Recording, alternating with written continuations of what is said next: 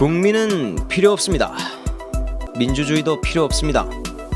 의사, 판사, 검사, 국회의원, 기덕이, 재벌 등 힘있는 사람만 잘 사는 나라를 위해 당을 만들고 가꾸겠습니다. 저번보다 더 열심히요.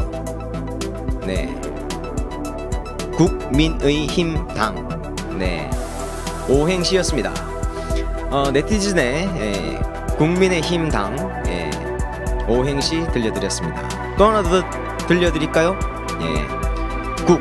국민을 위한다고? 민의를 따른다고? 의구심이 드네요. 힘 있는 사람만 당신들의 국민인가요? 당신들은 이제 못 믿겠어. 네, 한 개 더 해볼게요. 국적은 없고 토착 외구라고 합니다만 민증도 안 나오네요. 의젓하게 살기에 이미 너무 더럽게 살았어요. 힘도 없고 이제 그만 당신이 버려주세요. 미래통합당이 미래도 없고 통합도 안 되니 또 이름을 바꿨습니다. 국민의힘, 줄이면 국힘당이네요.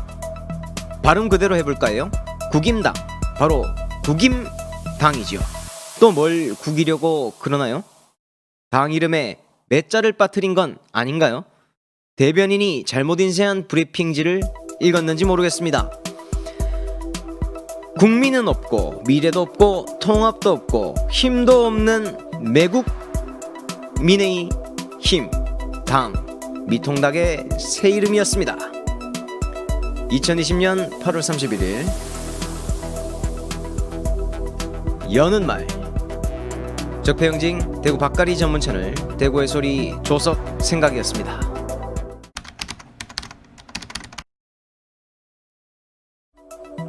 한 청년이 있었습니다.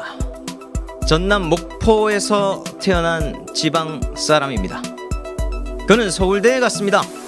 모두가 선망하는 S대, 그것도 의대를요. 그는 바람처럼 스쳐가는 젊음과 낭만을 사랑했던지 악명 높은 구구 테러 집단 서북청년단을 숭상해서 대한청년당이라는 단체를 만듭니다. 조갑재라는 유명 극우주의자가 최고예요. 이걸 외치면서 진료실에서 나온 애국의사라는 말을 듣기도 했습니다. 어깨에 아주 뽕이 63빌딩을 쌓았습니다. 그는 의사인데도 전문의 과정을 패스하고 과감하게 그냥 동네 의원으로 삽니다. 동네 작은 병원 하나 하면서 온갖 극우 집회란 집회는 다 다니는 불나방이 됩니다. 그는 동국대 강정구 교수를 국가보안법으로 고발해서 당시 천정배 법무부 장관이 최초로 법무부 장관으로서 수사지휘권을 행사하기 한 장본인이기도 합니다. 정말 기가 막힌 고발로죠. 주한미군 철수 반대, 국가보안법 폐지 반대, 남북정상회담 반대, 이런 것들은 기본이었고 이회창의 자선당 창당 발기 대회의 발기인으로도 이름을 올렸다고 합니다. 고 노무현 대통령을 대통령했을 당시 비정상 정부라고 욕을 보이며 반대 집회를 열라하고 다니고 세월호 참사 진상규명, 유가족 농성장에 이른바 폐륜에 과운 폭식 농성을 자행한 장본인이었습니다. 어버이 연합, 미래통합당, 아니 매국의 힘 당인가요? 매국의 힘 당과도 끈끈한 연대와 애정을 보이는 사람, 박근혜를 열렬히 사모해서 석방을 외치는 사람, 열받으면 아무데나 책상에 대고 대가리를 박아대지만 절대 모서리에는 안 박는 사람, 이승만을 국부라고 하는 사람, 코로나 감염증을 우한 바이러스라고 하는 혐오종자, 의사파업을 부추기고 대신 감옥 갈 테니 계속해라 선동하는 사람, 그가 오늘 고발당했습니다. 그는 지금 대한의사협회 회장입니다. 그의 이름은 최대집입니다. 2020년 9월 3일 적폐영징 대구 밥가리 전문 채널 대구의 소리 조석 생각이었습니다.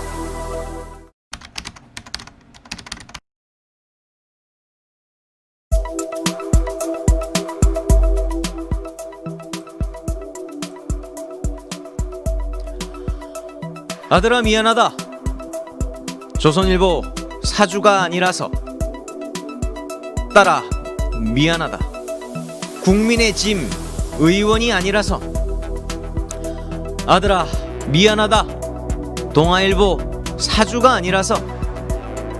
딸아 미안하다. 검찰총장이 아니라서. 아들아 미안하다. 친일파 할배 할매가 아니라서. 딸아 미안하다. 미국 시민권자가 아니라서. 아들아 딸아 정말 미안하다. 친일 적폐가 아니고 친일 청산이라서. 수구 기덕이가 아니고 언론 개혁의 편에 서서. 적폐가 아니고 적폐 청산이라는 어려운 길에 서서. 검찰이 아니고 검찰 개혁이라서.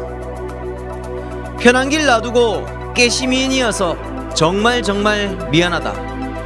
하지만 양심만 있는 내가 자랑스럽고. 아들아 딸아 너도 내가 자랑스럽지?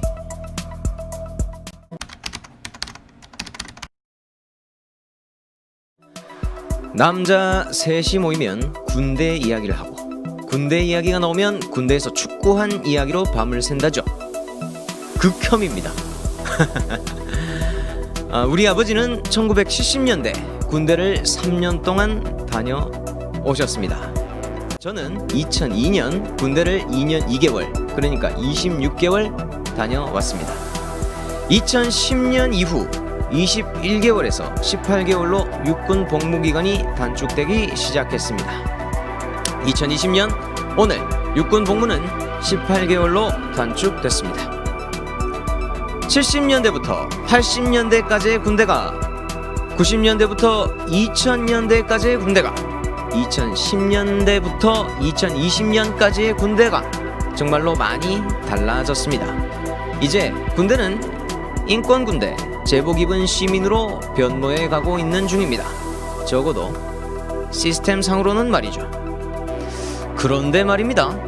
사회의 변화와 무관하게 바뀌지 않는 것들이 있습니다. 자신은 국민의 의무에 대한 각종 의혹에 자유롭지 못하면서 자신의 경험에 비추어 상상하는 이들이 참 많다는 점이죠. 추미애 법무부 장관 아들 서모씨 변호를 맡은 현근택 변호사는 내가 당직 사병이다 캠페인을 펼치겠다는 김웅 국힘당 의원을 향해서 당직 사병이 뭔지 아세요? 라고 비판했다고 합니다. 민주당 법률위원회 부위원장을 맡고 있는 현 변호사는 이날 자신의 트위터에서 김 의원과 관련해 이분은 폐업 절제술로 군대를 면제받았다라고 강조하며 이같이 밝혔다고 합니다. 김웅 국힘당 의원은 면제자였던 거죠. 그는 군 당직을 어떻게 서는지 알까요?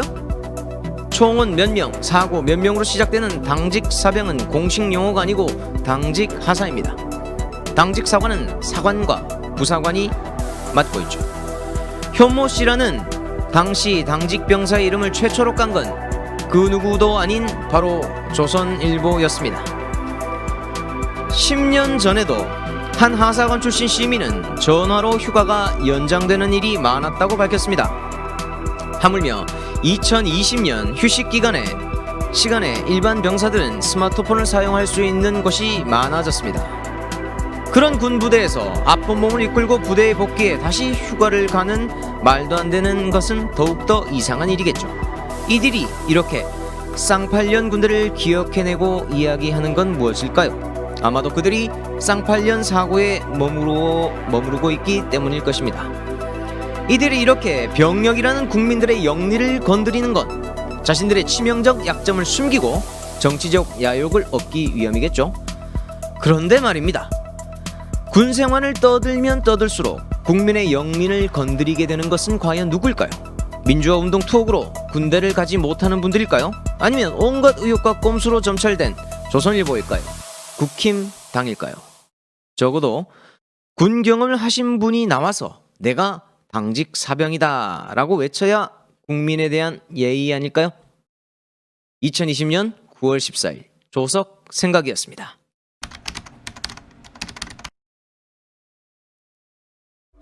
A라는 회사가 인형을 제작, B라는 회사가 인형에 점 하나 붙여 특허권 취득, 정부에서 아동 복지를 위해 인형 구매 사업 발주, 구매 조건이 인형에서 갑자기 점 붙인 인형으로 변경, 바뀐 구매 조건으로 경쟁 입찰, 다른 업체가 점 붙인 인형으로 팔려 해도 특허권 위반으로 B만 항상 낙찰. 첫 번째부터 여섯 번째까지 무한 반복. 한 네티즌이 쓴 박덕음 게이트 초간단 요약 내용이었습니다. 추미애 장관의 아들 휴가권으로 그토록 공정 했었던 국민의 짐 당이었습니다. 조국 장관 일가에게 갖가지 카더라 가짜 뉴스를 뿌려놓고 공정 외친 국민의 짐 당이었습니다. 우리가 공정에 열받고 분노하는 건 사실 공정하지 않은 세상을 공정하다고 마치 아무 일 없다는 듯이 불공정 행위를 버젓이 해대고 있지만 그것을 보고만 있어야 하기 때문 아닐까요? 공정은 기회의 평등이 아니라 같은 출발선에 서게 하는 것입니다. 같은 체급끼리 경쟁하게 할 수 있게 하는 것입니다. 그러나 가진 자들, 이 적폐 세력들은 기회를 형식적으로 횟수만 적용할 뿐입니다. 그들은 헤비급 프로 복서인데 우리는 10살 아이 글러브도 없이 그들과 맞서 싸워야 합니다. 하지만 우리가 이들을 이길 힘은 무엇입니까? 함께 힘을 합쳐야 무조건 이길 수 있습니다. 못 이겨낼 것이 없다는 거죠. 국회의원 나으리 여러분, 호랑이는 죽어서 가죽을 남기고 사람은 죽어서 이름을 남긴다죠. 이름을 어떻게 남기시겠습니까? 남들과 함께 행복하게 남을 위해 살다 간 사람은 이름으로 영원히 살아갈 수 있습니다. 복덕왕, 부동산 투기꾼, 친일 매국노, 재벌 똘마니로 그 이름을 남기시겠습니까? 2020년 9월 22일 적폐영진 대구 박가리 전문 채널 대구의 소리 조석 생각이었습니다.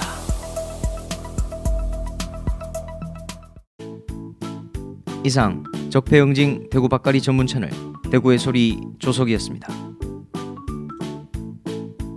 구독, 좋아요, 알림 설정은 적폐청산의 소중한 밑거름이 됩니다.